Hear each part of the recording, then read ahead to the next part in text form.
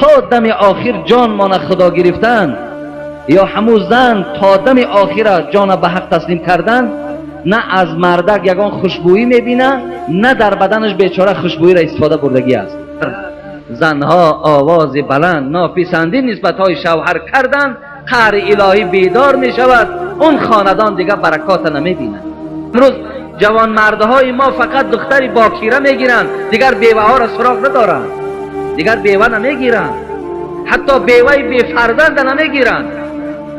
چی کتابی از حدیث نباشد، برنامه های حیات چه تماشا کردم. خلاصش همین است که شوهر تا راضی کن جنت جای توست.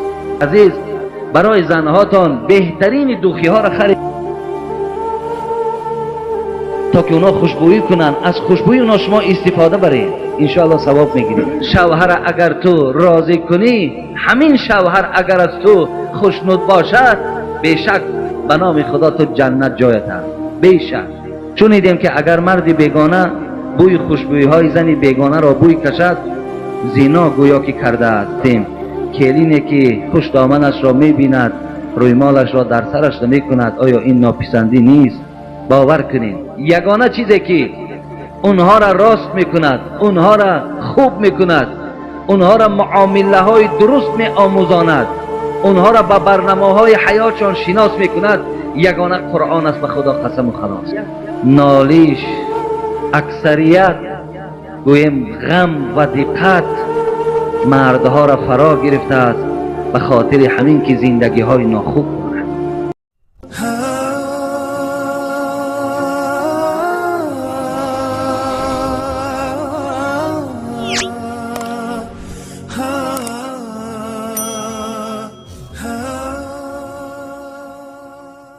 مادرای عزیز، خدا شما را نگه دارد.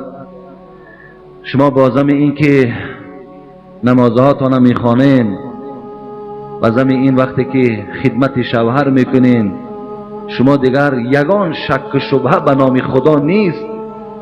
وقتی که ما حضرت یونس و ابراهیم و عیسی اونا را یک جانب میگذرونیم، همین شوهری که نه درجات پیغمبری دارد، نه درجه عالمی دارد، یک آدم بی سواد است، فقط 5 وقت نمازش میخواند، همین شوهر اگر تو راضی کنی، همین شوهر اگر از تو خوشنود باشد، بیشک به نام خدا تو جنت جایت هست، بیشک.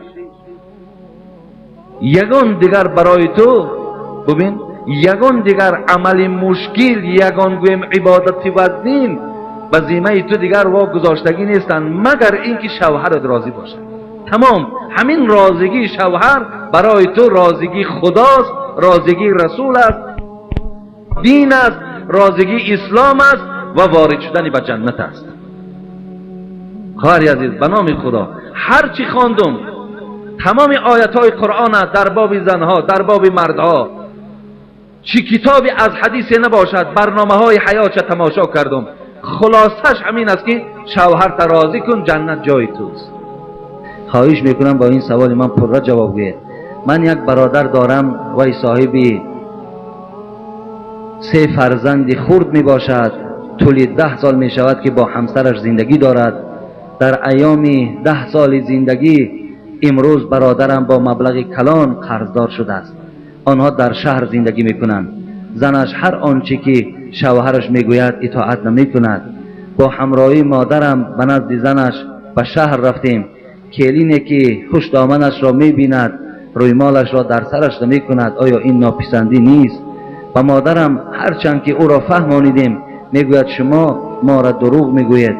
هرچند حدیث ها از پیغمبر آوردیم، در آخر با زبان خودش میگوید که من دیگر زندگی نمی کنم. برادرم خانه را به نام زنش کرده است.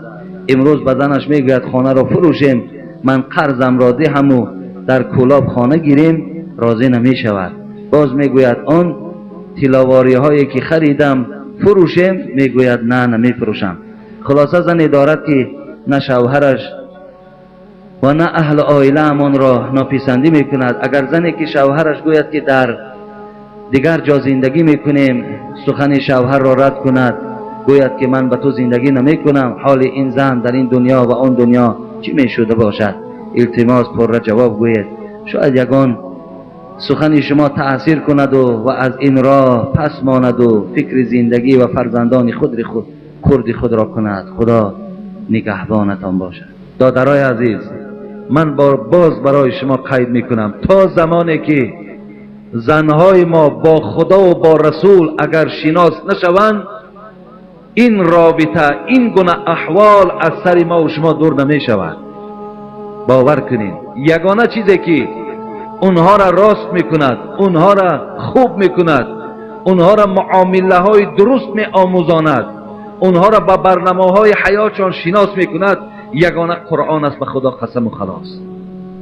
امروز برای چی جوانای ما، من تنقید نمی کنم، من مادرها را دوست میدارم، به خدا قسم من مادرها را حرمت میکنم، من برای خاطری خوبی اونها به خدا قسم اگرچه من که عصبانی نمیشوم، لیکن هرچی هم اگر گاهی اگر به احساسات راه هم کدیم برای خوبیشان به خدا قسم گپ میزنم و ایلا چیزی غرض ندارم.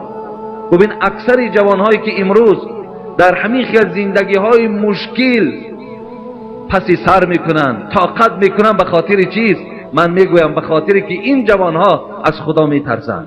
به همین قدر خاطر زندگی هاشون نمیخواهند که ویران کنن، نمیگویند که من زندگی ما ترک میکنم، نمیگویند که من زندگی نمیکنم، زیرا از طلاق میترسند، زیرا میدانند که طلاق این ویران کننده حیات است، طلاق این گویم که بی آداب کننده فرزند است، طلاق بچه را از خانه بیرون کننده است، طلاق آبروی مرد و زن در جامعه و در نزد خدا میریزاندگی است. و این خاطر اینا که میدانند هیچ وقت نام طلاق نمیگیرند، نام ویران شدن زندگی را نمیگیرند.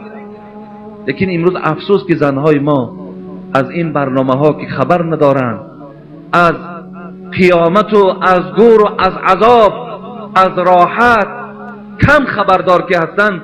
و این خاطر هر گونه نافهمی ها در زندگی ها می شود. خدا رحمت کند مادرای عزیز. سخن سعدی چه تعلیمات خوبی هست. دری خرمی بر سرای ببند. خرمی را میدانه؟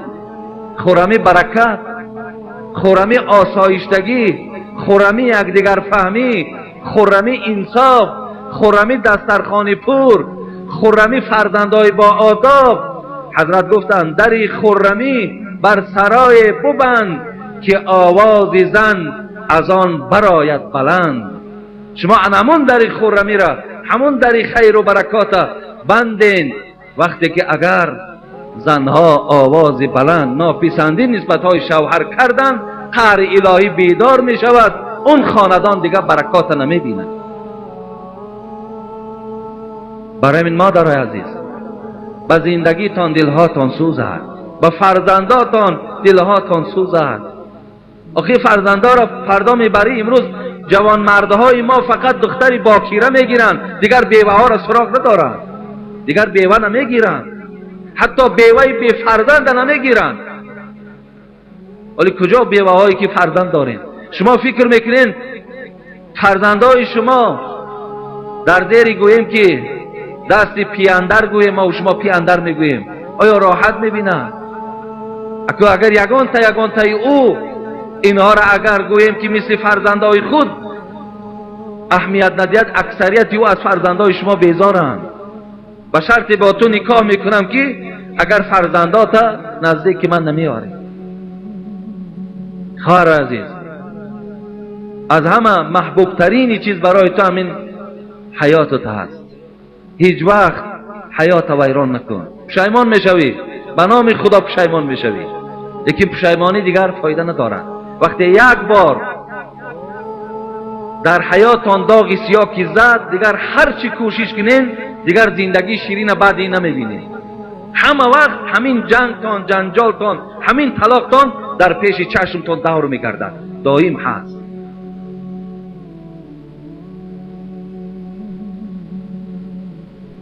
برای این خواهر عزیز، مصلحت ها را با شوهرها کنین، با خوشتامنها کنین، با خسرها کنین. احترام، آدابی که من در اولی صحبتم گپ زدم، آداب رعایت کنین. انشاءالله همه سختی ها میرود. خدا در قرآن فإن مع العسر یسرا ان مع العسر یسرا میگوید که تاجیکای ما و شما تحلیلش کردن، پایان شب سیاه سفید است. هر یک مشکلات به خودش آسانی دارد.